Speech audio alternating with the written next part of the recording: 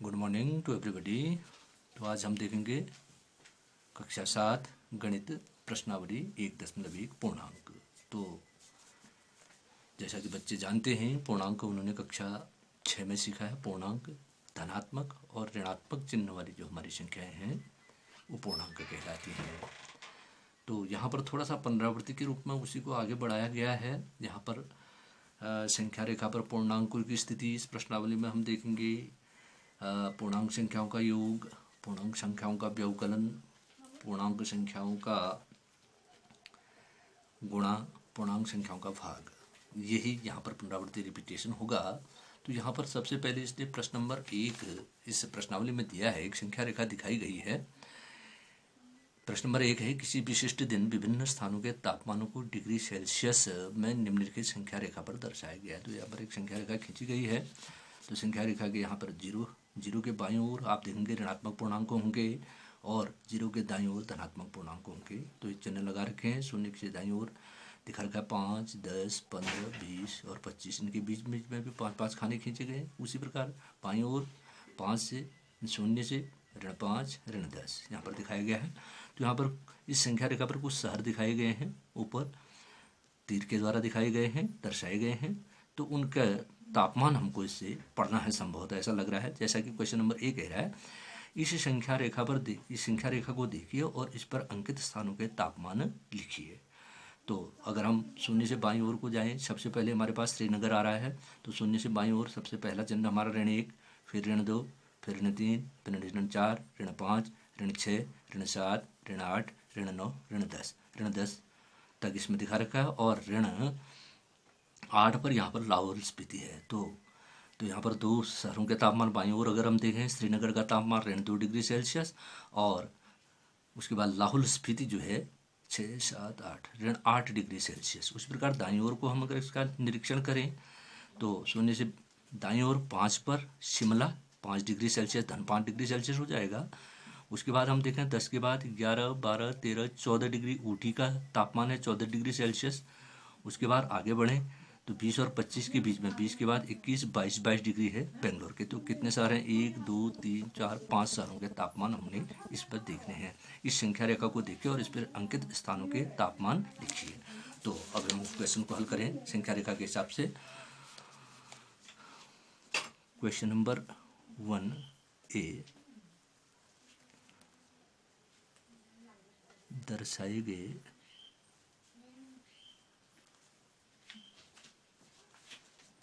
शहरों के तापमान दी गई संख्या रेखा से। तो मैंने पढ़ा, सबसे पहला शहर हमारे पास लाहौल स्पीति, बाईं ओर से दाईं ओर गुजारे लाहौल स्पीति। तो इसका तापमान ऋण 8 डिग्री सेल्सियस। नंबर 2 हम ले लें श्रीनगर। तो शून्य से बाईं ओर देख लें ऋण 2 डिग्री सेल्सियस, ऋण 2 डिग्री सेल्सियस। नंबर 3 शिमला, ये शून्य से दाईं ओर है तो धनात्मक तापमान होगा। तो यह है 5 डिग्री सेल्सियस, पूरे चिन्ह पर ही है। उसके बाद चौथा ऊटी का तापमान 10 के बाद 10 और 15 के बीच में है 11, 12, 13, 14 डिग्री सेल्सियस। उसके बाद 5वां शहर है हमारे पास बेंगलोर।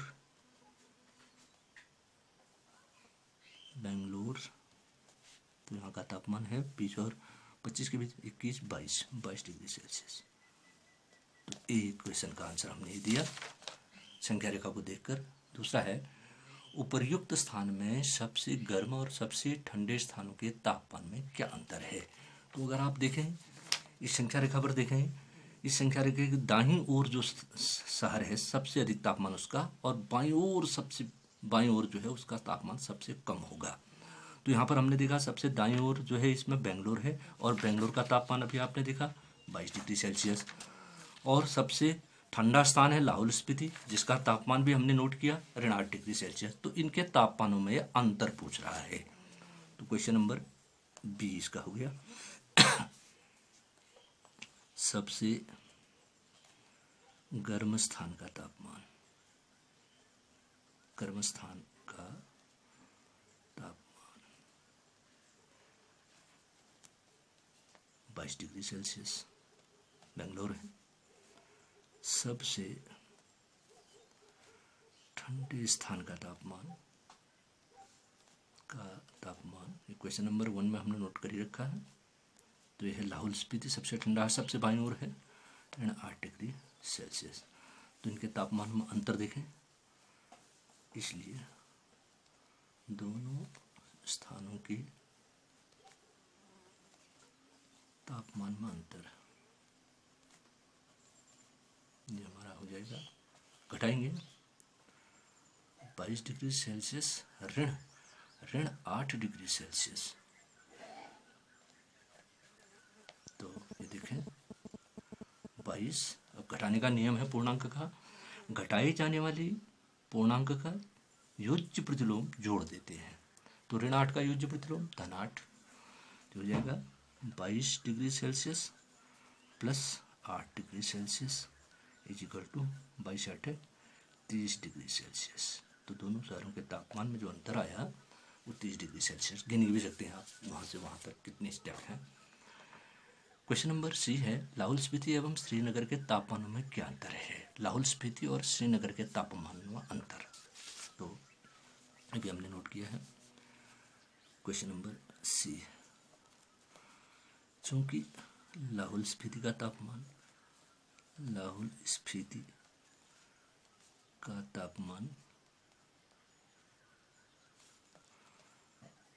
बराबर -8 डिग्री सेल्सियस तथा श्रीनगर का तापमान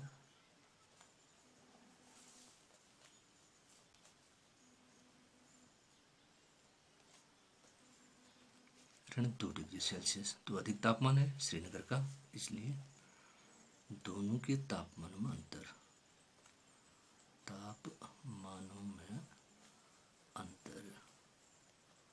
तो ये निकालें, देखिएगा -2 डिग्री सेल्सियस -8 डिग्री सेल्सियस। तो पुनः घटाई जाने वाली पूर्णांक संख्या का योज्य प्रतिलोम पहले पूर्णांक में जोड़ देते हैं। -2 degree Celsius plus 8 degree Celsius is equal to 6 degree Celsius का अंतर है। ये है इसका आंसर आ गया। क्वेश्चन नंबर डी है, क्या हम कह सकते हैं कि शिमला और श्रीनगर के तापमानों का योग शिमला के तापमान से कम है। शिमला और श्रीनगर के तापमानों का योग, डी, चूंकि शिमला एवं श्रीनगर के तापमानों का योग बराबर, देखें शिमला का तापमान हमारा 5 डिग्री सेल्सियस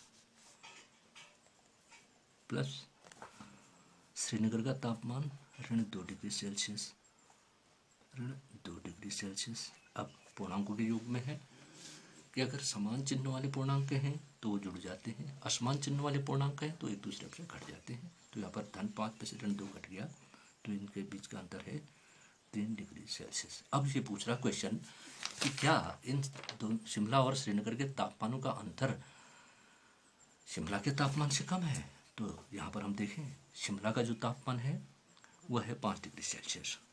चूँकि शिमला का तापमान बराबर है 5 डिग्री सेल्सियस, अतः ये कह रहा है कि इन दो शहरों के तापमानों का योग शिमला के तापमान से कम है।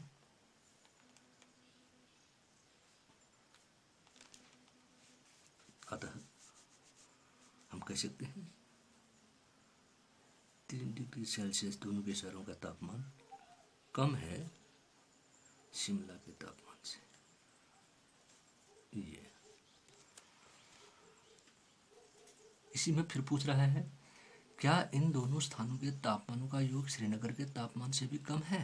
तो आप देखें, क्योंकि श्रीनगर का तापमान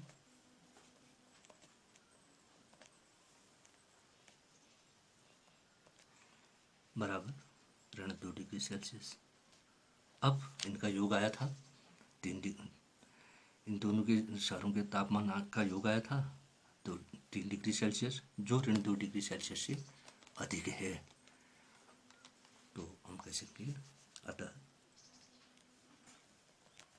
इन दोनों शहरों के तापमानों का योग 3 डिग्री सेल्सियस ग्रेटर देन बड़ा है, अधिक है शिमला श्रीनगर के तापमान से -2 डिग्री सेल्सियस। ये हो गया हमारा क्वेश्चन नंबर 1, दी गई संख्या रेखा पर जो शहरों के ताप थे उससे संबंधित सवाल। क्वेश्चन नंबर 2,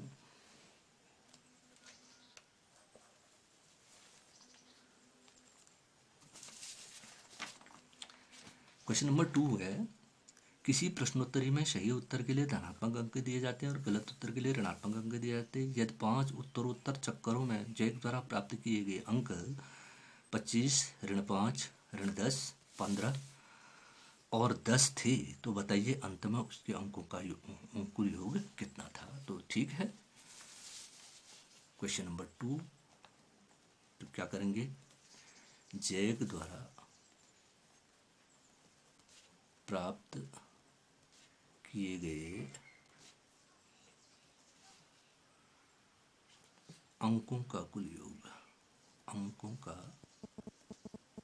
कुल योग, तो सारे इसके 5 उत्तरोत्तर चक्करों में जो अंक प्राप्त हुए उनको जोड़ देंगे, कुल योग सरल सा है। तो पहले चक्कर में आए 25 प्लस -5 दूसरे में आए, प्लस -10 तीसरे में आए, प्लस 15 चौथे में आए, +10 पाँचवें में आए।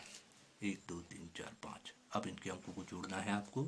तो क्या होता है, समान चिन्ह वाले जो पूर्णांक वो आपस में जुड़ जाते हैं। धन धन आपस में जुड़ते हैं, ऋण ऋण आपस में जुड़ते हैं, परंतु ऋण और धन अंत में आपस में एक दूसरे से घट जाते हैं। तो यहाँ पर प्लस को देखें हम, 25 प्लस 15 प्लस 10 प्लस, तो 25 और 15 40, 40 10 50, धन प्लस का योग हो गया 50, धन माइनस का हो गया ऋण 15। अब देखें टोटल अंक घट जाएंगे, 50 में से 15 माइनस हो गया 35 अंक। तो जैक द्वारा जो टोटल अंक होंगे वो कुल अंक होंगे 35।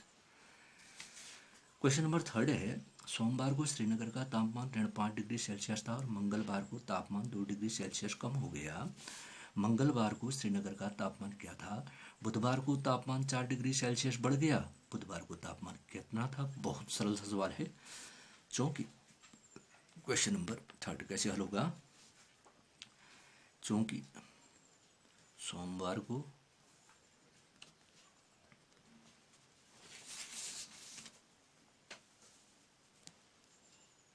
श्रीनगर का तापमान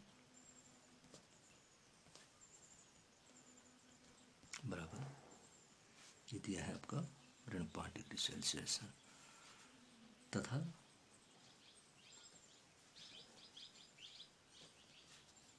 मंगलवार को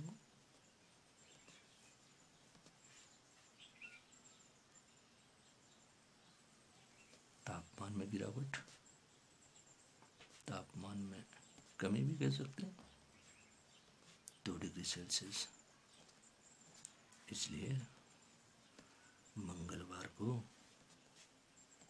श्रीनगर का तापमान बराबर, तो घटा देंगे, -5 डिग्री सेल्सियस -2 डिग्री सेल्सियस बराबर हो जाएगा, ऋण ऋण जुड़ जाते हैं, -7 डिग्री सेल्सियस। अब ये कहते हैं बुधवार को तापमान 4 डिग्री सेल्सियस बढ़ गया। बुधवार को, चूंकि बुधवार को तापमान में वृद्धि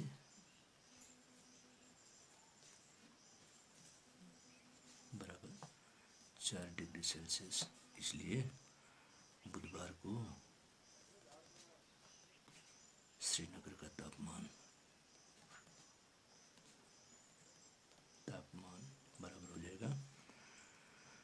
मंगलवार को क्या था, ऋण 60 degree Celsius plus 4 degree Celsius is equal to ये ऋण 3 डिग्री सेल्सियस होगा। धन ऋण आपस में कट जाते हैं। इसका आंसर हो जाएगा क्वेश्चन नंबर 3, नहीं क्वेश्चन नंबर 4। एक हवाई जहाज समुद्र तल से 5000 मीटर की ऊंचाई पर उड़ रहा है। चित्र भी बना रखा है इसने। समुद्र तल से 5000 की ऊंचाई पर उड़ रहा है। एक विशिष्ट बिंदु पर यह हवाई जहाज समुद्र तल से 1200 मीटर नीचे तैरती हुई पनडुब्बी के ठीक ऊपर है। पनडुब्बी और हवाई जहाज के बीच की ऊर्ध्वाधर दूरी कितनी है? ये चित्र से इसके समझाया है। तो क्वेश्चन नंबर 4 बहुत सरल सा सवाल है। चित्रानुसार पनडुब्बी से जहाज की ऊर्ध्वाधर दूरी, खड़ी दूरी, ऊर्ध्वाधर दूरी बराबर, बहुत सरल सा सवाल है, 1200 धन 5000 बराबर 6200 मीटर। इसका आंसर हो जाएगा। Question number 5। मोहन अपने बैंक खाते में 2000 रुपया जमा करता है और अगले दिन इसमें से 1642 रुपया निकाल लेता है। 1642 रुपया निकाल लेता है। यदि खाते में से निकाली गई राशि को ऋणात्मक संख्या से निरूपित किया जाता है तो खाते में जमा की गई राशि को आप कैसे निरूपित करोगे? निकासी के पश्चात मोहन के खाते में शेष राशि जांच कीजिए। बहुत सरल सा सवाल है। जितना जमा है उसमें से जो निकाल रखा उसको घटा दीजिए तो शेष राशि निकल जाएगी। अब ये कह रहा है कि निकासी वाली को ऋणात्मक से दिखाते हैं तो जमा की गई राशि को धनात्मक से निश्चित दिखाएंगे। तो लिखें खाते में जमा की गई राशि को धनात्मक पूर्णांक से निरूपित करेंगे।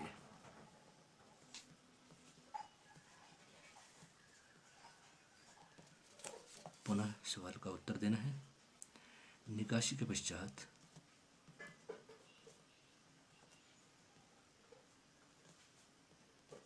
खाते में शेष धन राशि, तो जमा की गई धनराशि 2000 और निकासी की गई धनराशि 1642। तो घटा दें, 21 से घटाएं, 10 में से 2 गया 8, 9 में से 4 गया 5, 9 में से 6 गया 3 और 1 में से 1 कुछ नहीं, 358 रुपया उसके खाते में शेष राशि रहेगी। इसका आंसर हो जाएगा क्वेश्चन नंबर 6। रीता बिंदु